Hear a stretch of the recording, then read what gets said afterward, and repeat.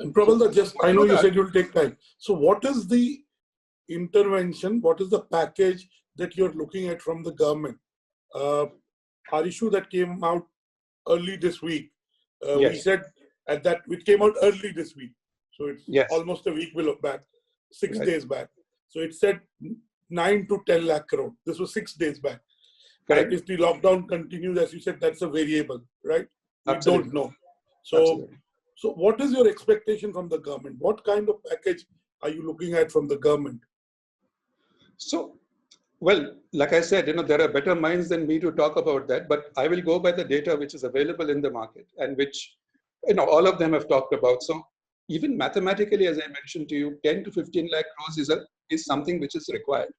And this is only for, mind you, 30% of the output loss being recovered. So it is not for obviously the full thing, right? And this needs to go initially, obviously, to the most poor and vulnerable sections of the society. And secondly, to the MSME sector, which, unless we're able to save the MSME sector, which is, let's say, 85% of the workforce, I mean, there will be pandemonium and there'll be chaos. I mean, there is nothing which we'll be able to do. For example, in Britain, for example, as you know, I think about a month ago, they implemented a scheme where they gave some 80%. some 2,000 pounds or something of that nature per person. Yeah, basically income support to the MSMEs directly to make sure that the jobs are. So those sort of just to build measures are required. They said that if your employer is not going to Correct. pay you and lays you off, we will pay 80% of your salary. No questions asked. Absolutely. So from my perspective, at a high level, I would say the government needs to obviously look at it from a rural perspective and an urban perspective. From the rural perspective, I would say they've already done direct benefit transfers, but there are people who don't have Jan Dhan accounts. There are many who don't have Jan Dhan accounts. There are migrant labor who are stuck in a particular place, don't have their Jan Dhan accounts, access to them. So how do we get money across to them is something which it's an immediate must. Food grains. We have 80 million tons, thankfully 80 million tons of food grains. That needs to go out to people who need it so that there is no hunger. These are the two basic things which... And the food grains will go waste because if they lie there for too long, the food will... Yeah, absolutely. Will go waste. Yeah. So we have not heard anything on that for at the moment. Even things like MNRNG, for example, in rural areas, maybe it can be started, on some scale, depending on the social distancing and things like that. And then this is the harvesting season. So the harvesting and the mandis need to open, which they recently have done yesterday.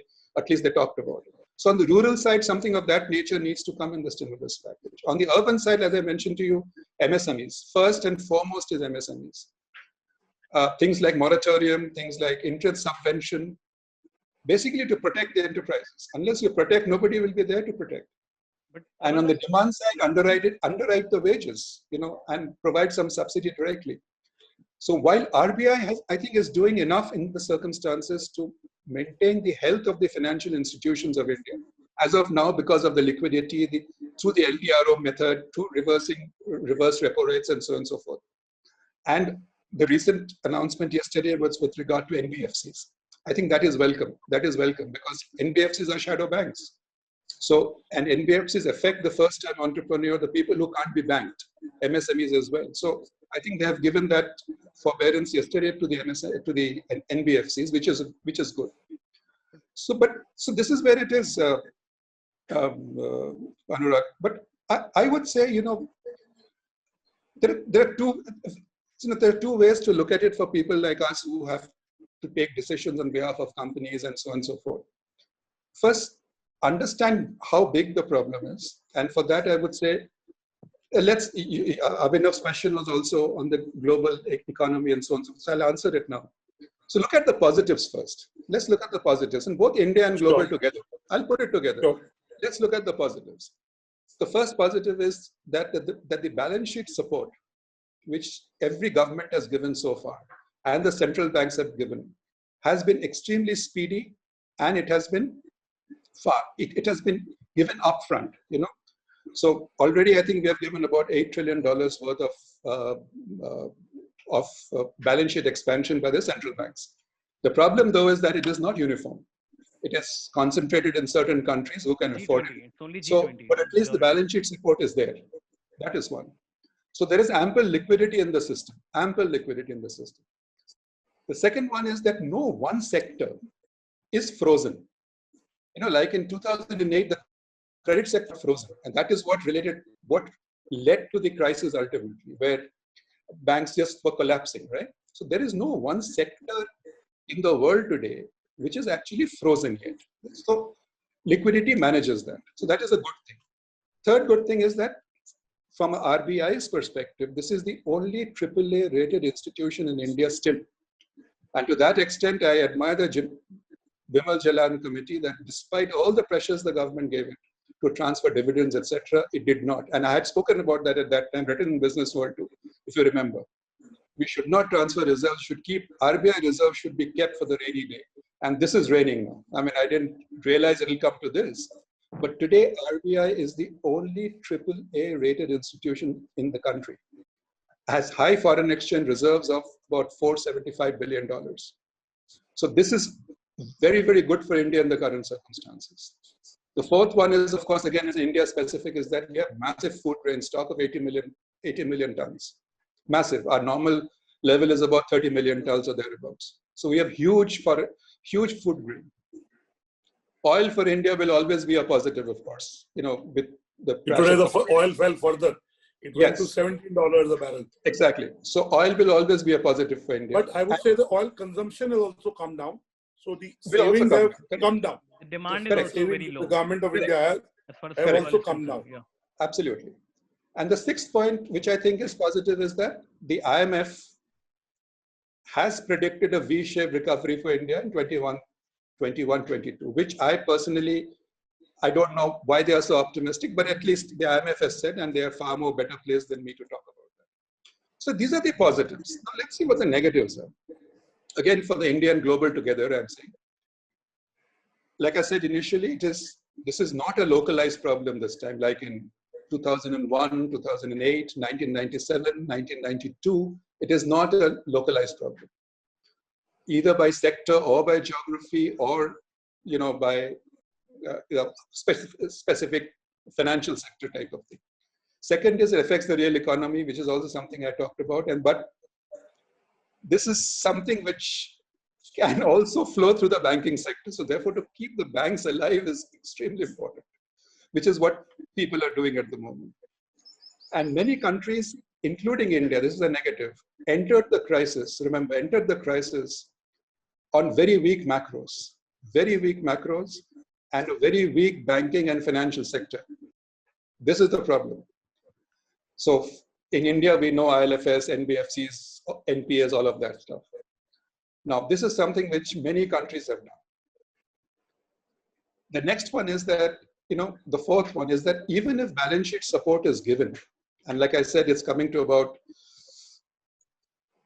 let's say 10 to 20% of GDP in various countries. How you exit that stimulus in 1 year, 2 year, 3 years time frame is going to determine what your macros will be and what your rating will be. And that is something which I don't know what India is going to do till I see the stimulus. I really don't know what we are going to do here. Because the impact on this will be higher taxes, higher fisc, of course, downgrade of the paper, the paper of the country we are talking about, and therefore borrowing capability, currency crash, debt defaults, etc., etc. So this is one angle which is extremely important, which obviously at this moment none of us know how it will play out. Prabal, I'll take from the point where you left it. IMF has predicted a V-shaped recovery for India. And considering the fact the moment we entered this crisis, the banking and financial sector was in ruins. I mean, we were having a demand, there was a huge demand shortage. Considering the fact that India is largely a country which depends on micro financial institutions and NBFCs, because most of the sectors are unorganized here. Where do you see this going? Do you think the Indian government firstly has that much fiscal bandwidth? Number one. And number two, does our banking sector, because if the banking sector goes down, a lot of credit growth, a lot of NPAs will rise. That's exactly what he's saying. That's exactly what he said. Yeah, so if I just complete the last 3 points, and I'll come to this because that's important. So because of these 5 negatives I mentioned, and plus along with that, we don't know what the end date of this crisis would be. No one knows. What will be the post-lockdown spike like? Will there be a spike? There will be a spike. How much? Will there be a resurgence in winters? We don't know. So we don't know the end date. And therefore, in this sort of situation of weak macros, weak banks, globally I'm saying, many countries, including India, we do not know in which form we will exit. And that is just the point. So unless we have a good stimulus package, along with a credible exit plan, only then we will know how it will work. And that is something which I'll have to wait till the government actually comes out with something. They have not even come out, our government has not even come out with a stimulus package, let alone an exit plan. And the last thing I would say is that, don't be surprised this time, amongst the negatives I'm seeing, if there's an implosion in high debt, indebted countries, especially Dubai, which has a direct linkage to India. Dubai is in tatters. I mean, it has been in tatters for a long time, financially, I'm saying, irrespective of all the glamour and chic you see all around. It's actually in a pack of cards. So these sort of implosions, if they happen, they'll have a trigger down effect. We don't know where that's going to end. So, like I said, these are the negatives together. Now, before we give any particular view on how it's going to move forward, there are certain things which we need to observe for the next 2 to 3 months, let's say. And these are India specific. Just to answer your question, and I'll just say these are India specific. So I've said there are positives, there are negatives. This is now something which we have to observe. The first thing which we have to observe is, and then come to a view, is the demand destruction which has happened or which is happening because of the lockdown. Is this transient, or is the demand destruction permanent, or is it structural? Very important to know. I think in the aviation industry and the hospitality industry, it is probably structural. It is probably structural. And these are all industries which have an extremely high operating leverage. So you know what that means. But we have to assess that. Like I said, we have to assess it. The next thing we have to assess is this flattening of the curve business which is going on. All this with the lockdown, etc. With more testing now happening. Once we reach testing of international standards, today we are even about 1/100th of international standards in testing. So when people on TV anchors and all come and say we are doing a damn good job, I really don't know what they're saying. I really don't know what they're saying. We just don't know. I mean, don't mislead the public. That is what I say. You may be having some views, but we are not even testing enough. We are 1/100th of the world testing levels. So therefore, let us do the testing. Let's see with more testing where we land at. I think this is something we have to observe. And the post-lockdown spike, whenever the lockdown, and that will be the biggest decision a government will have to take, Prime Minister Modi in our case and other countries, Trump, etc.